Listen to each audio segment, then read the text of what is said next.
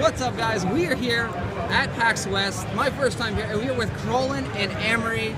We're going to talk about Archeage 3.0 and the big topic everyone wants to know: fresh start servers. So we're jumping right into the big thing, because fresh start servers are in everyone's mind.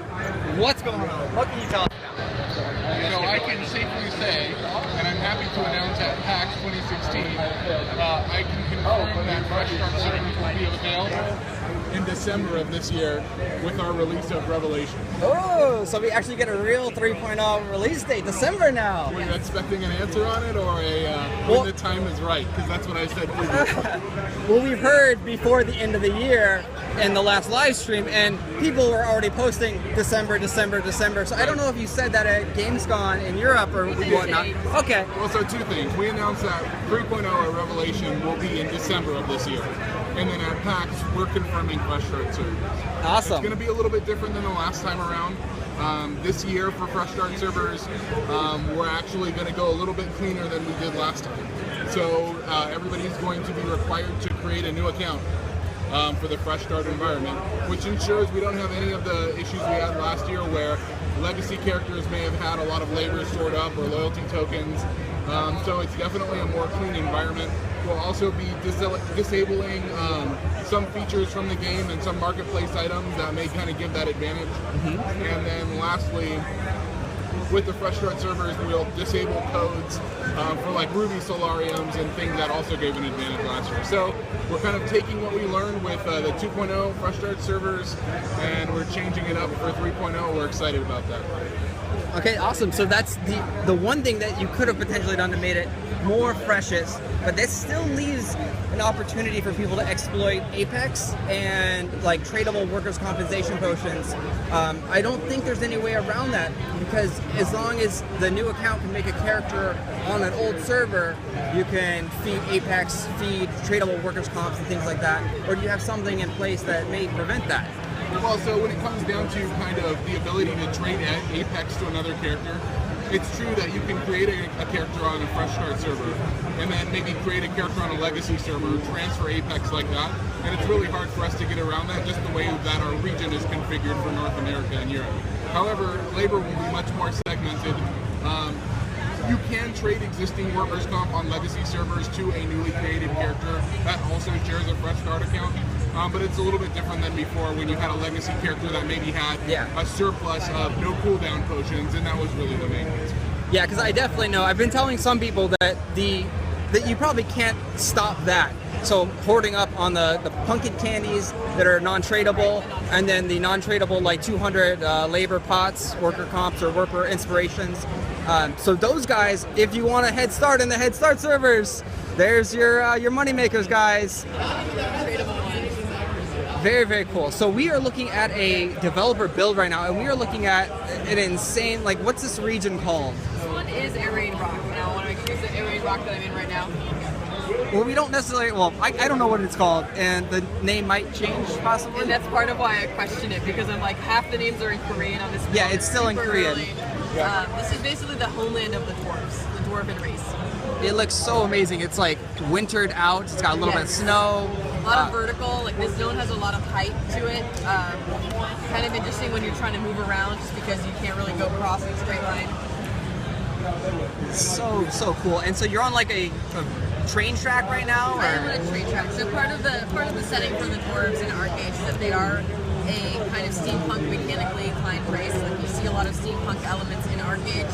These guys are kind of the masters of that tech, and probably because it's incredibly cold where they live, they have a well-developed train system to help you get from place to place as well. Oh, awesome! So you actually ride the train? Yeah, there are little trains that'll come through. Like there's one right now. Wow. You can hop on. They work similar to the carts and carriages. So they're not that fast. Oh, you're getting run over. Amary has her first death right here in the interview. Just kidding. There we go. Oh. Oh, it's gonna clip so bad. We are breaking the game right now, guys. This is a lesson to everybody to get on at the station and don't try to jump on the track. You will get run over.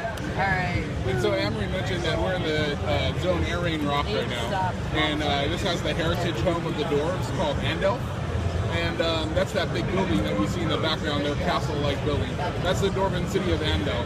And it's really cool to use words like End Elf because we've seen that word before various parts of Archeage, like the End Elf patrol mech or the End Elf rudder for the fishing boats.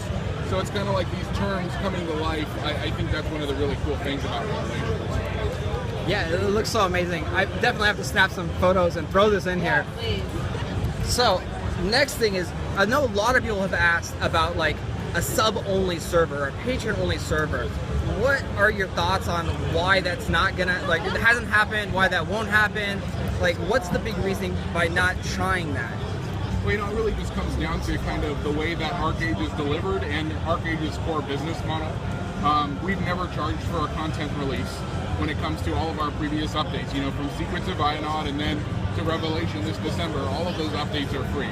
And so we kind of like that concept, get Archeage in the hands of as many people who want to try it, and then they can make the decision whether they want to play or not. That's kind of like we have a buy-to-play model. You know, you're making that upfront cost, and maybe it's not a game that you want to play. But the reality is it's just kind of the core business model for Archeage, and that's how we're moving forward again with Revelation. Awesome. So, I know a lot of the EU players have been talking about merges and asking merges, and even the First Nation was named something about that. Any comments on the EU population versus the North America population? Is the North American population like 2 times, 3 times larger than EU, or are they about the same? What's going on with the EU population there? So a couple questions there. The first one, let's talk about merges. So we merged last year, as everybody knows, and it was a really kind of like heart-wrenching time for the team. Because, I mean, one of the things we love about Archeage is just the ability to have open world ownership, right, and kind of be proud of these areas. And then when we forcibly merge servers, it just kind of like, you know, there are plenty of people who are just it does suck. It does suck. And we empathize with it a lot. So that's kind of how I've been in my current state of just saying that if you're not happy with the server you're on, I invite you to transfer to another server in that same region. And so we have no plans for merges currently. That's not to say that will never change. There's going to be a point where servers are just absolutely at an extremely low population. They're not quite at that point now. While some servers definitely have lower populations than others, we're definitely not at the point where we'd have to consider closing servers or merging. But that may change in the future. We'll have to see how the life cycle pans out as we approach Revelation this December. So also, with regard to the EU population, I mean, we had a really strong show at Gamescom this year. We were talking to media outlets that we've never talked to before, and that's because it's our goal to kind of just advertise and build the EU player base. I think a lot of EU players will be happy to try Archeage again this December and see all of the changes that we've made over the last years. I know that if you are a player at launch, the game has changed drastically since then, and there's definitely a lot of things to look forward to with that. So, you know, as far as if you want to compare the North American audience to the European audience, North America does have slightly more populated servers, and there are, I would say, EU servers, especially some of the old legacy servers, are definitely our lowest population now. Is it like, I've been seeing more advertisements for Archeage on like Facebook and just online in general. Are you guys upping your like advertising marketing on that? Or because like other people are also reporting that as well, that they've seen like an ad on their Facebook and they're like, well, I've never seen, like, is that something you guys are increasing like marketing or like promoting? So I would say that, you know, with regard to just marketing and MMOs in general, a lot of companies opt to just kind of blanket market to as many impressions as they can get, kind of just to a mass appeal. For Archeage, we're proud of it, and we know that Archeage really takes a certain type of player, right? Archeage is not the game for everybody. It's definitely probably one of the most memorable games for its core audience. Very time intense too. Absolutely. And, you know, it's a PvP sandbox MMO that also integrates side-by-side lifestyle living with farming activities and PvP. So it takes a certain type of player who really enjoys, you know, either both of those things or can find their niche in Archeage. So from a marketing perspective, it's our goal to find the people that would like to play Archeage. So maybe if you see more, you know, ads on your Facebook, maybe it's because you play Archeage currently, you know, and we're looking for players who kind of match your same sort of profile to bring them in. Because again, it makes sense to market Archeage to people who actually would enjoy and love playing the game, rather than just casting an extremely wide net and maybe attracting people who Archeage is not the game for them. Yeah, no, that makes sense. I mean, it was really surprising because I play Archeage a lot, obviously. And so when I see it on my feed or whatever, I'm like, okay, you know, Target. And then you hear it on Reddit and some forums and social media aspects, and you're like, whoa, it seems like the word is getting out there more on Archeage. And then it kind of has to, in a sense, because I had a question from someone on Reddit that was like, hey, can you ask them why they don't have like balanced servers, and why don't they have like fair arenas, I should say, not servers but fair arenas? And I'm like, they implemented that like 3 to 6 months ago or something. I mean, it's not perfect, but they have that like and they're like, oh, well, I guess I should, you know, check it out now. So like, there's core aspects that I think people definitely want, and then it just needs to be like, hey, look, we brought this back. Like, we have fair arenas, balanced arenas. We have, you know, new servers coming out. Obviously, new servers are going to attract a lot of returning players and new players coming back to Archeage to try 3.0. And that's probably what you saw with 2.0 and Morpheus and Agora, because they're actually the most populated servers even to this day, I would say. I mean, they're always on high. And I remember like 2 or 3 weeks after Morpheus' launch, it was like a queue. It was like crazy. And I mean, we're expecting that again this year, especially since we have the addition of Doors and Warborn. So you have this fresh playthrough experience from level 1 through 30 as you follow them through their starting zones, in addition to a fresh start server. So last year we didn't have new races, we didn't have new starting zones like that. So this we're expecting, you know, much more involvement. For North America and Europe, we're planning 1 server each right now, but we will be prepared to add more if it's appropriate. However, we don't want to rush into that because we saw the situation that was created at launch with some of the lower population legacy servers. So we're cautious of that as well. And a lot of that just really comes from learning from our mistakes. You know, and back to what you were talking about things that have changed with Archeage. When we talk to people on social media, Twitter and Facebook, a lot of the comments that people make about Archeage ended up not being true anymore. You know, there's still just personal opinions about how the game monetizes and RNG in the game, and there's a lot of that that's still there. I would like to say that, you know, at least some of that has been mitigated and it's changed due to player feedback. Things as simple as the WISP system. I think like a lot of players who played at launch and maybe quit would enjoy systems that have been introduced in the time that they've been gone. So hopefully with Revelation, we can kind of, you know, entice them again and say, now's the best time to try Archeage again, especially if you like the concept of it at launch. I definitely think, like you said, a lot will come back for 3.0 because it's all hype. You know, 3.0 is just crazy hype. New races, new areas, new housing, new ships, I even believe, right? So the new ship that has been shown is part of an arena type thing, and that's probably going to happen a little bit after 3.0. But yeah, I mean, the main focus is just the 2 new races are great, and it's a full, like, legit play experience, right? You start at level 1. There are lore and story quests that just kind of guide you throughout the play experience, and then you join the existing races. So, you know, if Archeage is the game that you love, it's also fun because you get to relive those early stages of it through these new races. And then 6 new zones that are being added, and a lot of great features like the improvements to the family system, abyssal skills, the addition of community centers, and a lot of great stuff. So the family system brings up some interesting points. There are a lot of people are very upset about the vocation changes that are tied to the family system. Have you guys specifically requested any changes in your build for the North America EU region, or are you just kind of like waiting and see how it plays out and what they decide over there? Has there been anything over there that they've seen in their 3.0 they're like, this didn't work, we're going to change it dramatically for other regions? Yeah, I mean, one of the advantages we have, being a region that kind of launches after Korea, is that we get to see, from a data perspective and from a player sentiment perspective, how well or, you know, how certain systems could be improved. So we can gain from that. Right now, I think there's a lot of situations that players have speculated about, like vocation changes, like family changes, and we need to see how that operates, right? So they're running on maybe a little bit over a month of data from that now and player feedback, and we absolutely have the ability to suggest changes like that. Now, our role as a publisher, we don't have the ability to command a change, right? So if we see something and we don't necessarily agree with it, we can suggest that it changes, and then it's a conversation with Excel about we make our points why, and then sometimes it changes, sometimes it doesn't. So we'll go through that process, especially with the points that the community is bringing up, and just kind of visit the points, get feedback from Excel. And a lot of times, the community makes a decision, but they don't really understand all of the underlying design changes, and how could they? They're not as ingrained in the process as Excel is. So that's just kind of the way we work with that, and definitely the speculation helps with kind of guiding our conversations with XL. So then the other thing is, you've always been talking now about a new, fresh start for all the new races, starting with level 1 and going up through the new story and all the new lore.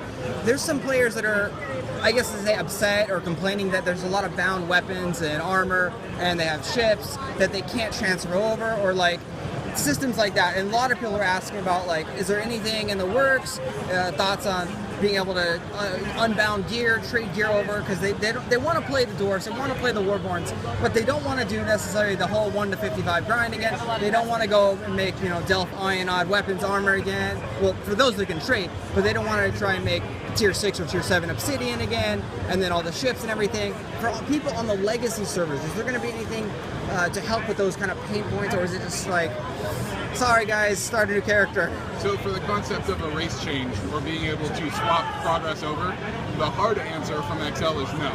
And that's a hard no. That's not a we'll think about it no. The reality is, if you want to try the new races, you have to roll as them and play through them. As far as unbinding gear, no new items to my knowledge will be introduced. We don't have plans for that right now. The community seems to think that there are some situations that can be introduced, like maybe in a different region, but I can safely say for NA and EU, we've not considered those things right now.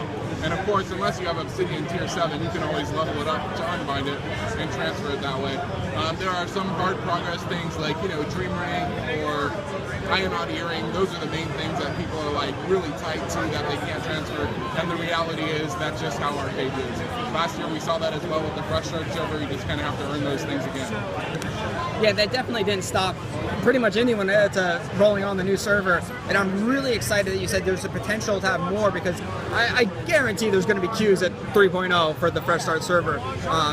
Because it literally was 3 weeks after, it was like queue, and then especially when you released or announced the castle sieging, that day was crazy, and it was just like, oh my gosh. So I'm really, really happy and excited to hear that there's potentially 2 or 3 servers. They're giving me a look. 3 is really, really stretching it, but I can safely say that if the demand is there, that will be a thing that probably happens. But again, we have to be responsible with the release of new servers.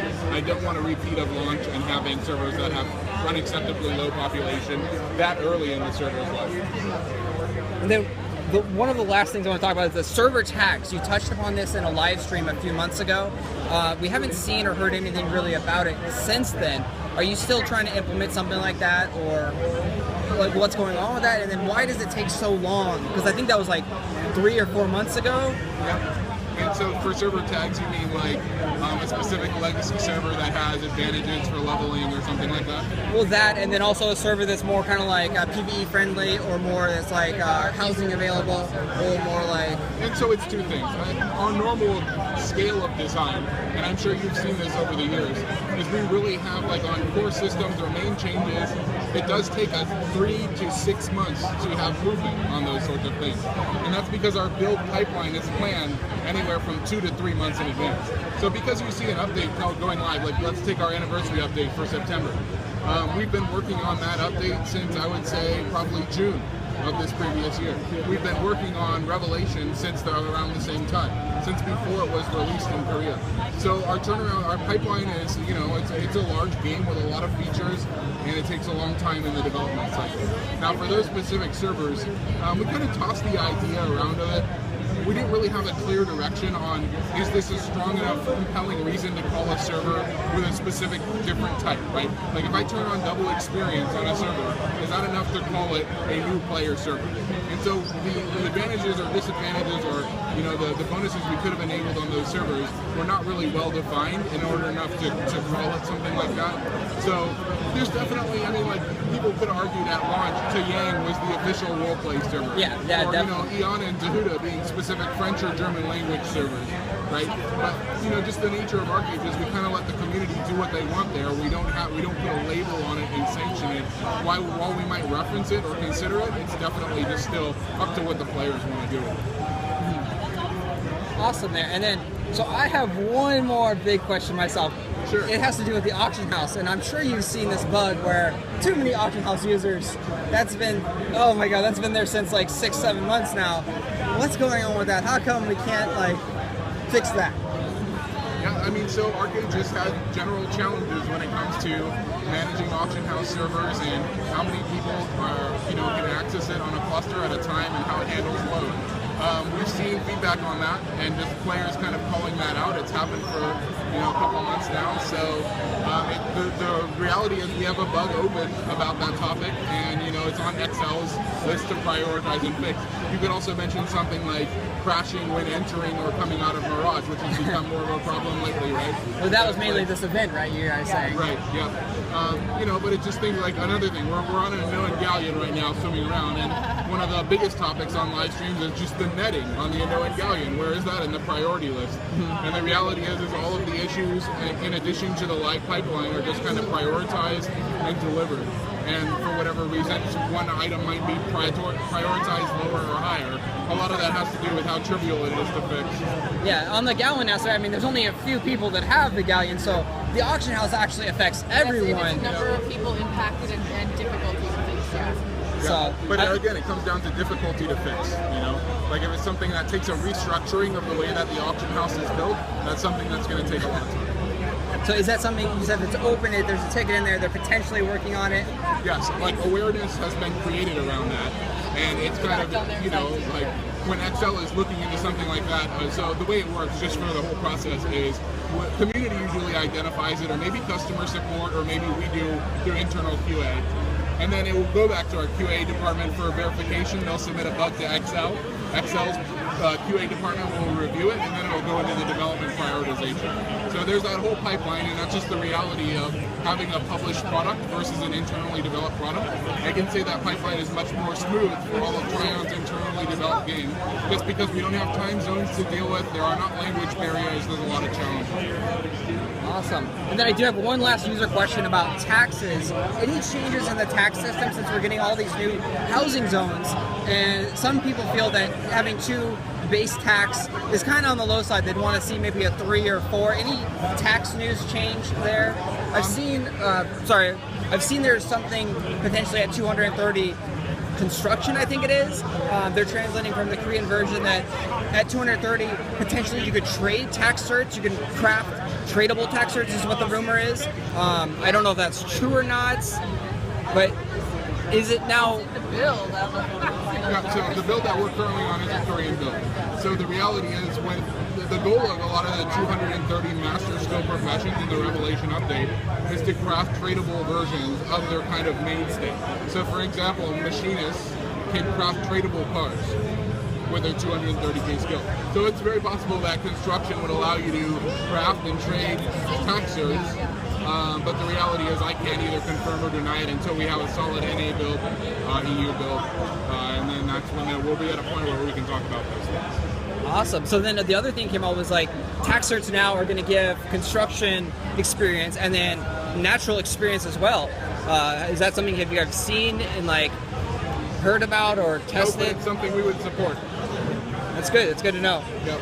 So most things touching on the 230 like master crafts are going to have something there, something like one item potentially. That's what we've seen as the goal. I can't say for certain that all of them have it, because we've seen situations in the past where certain proficiencies may not have the same level of importance as other ones. For instance, like masonry and larceny, right? There's been a lot of feedback about those 2 professions. So we'll have to see how it plays out. I definitely, in the Korean build that we currently have, see master crafters being able to trade things that were normally bound for their profession. And to me, that's really awesome because that gives you something to work for as a crafter and specialize, and then sell something that very few people or even no one on the server can do, which will give you generally a really high profit margin when you're 1 or 2 of the only people that can actually craft those things. And it feels like just a really solid reward for having earned them. And that's one of the things I think that's a little bit lacking.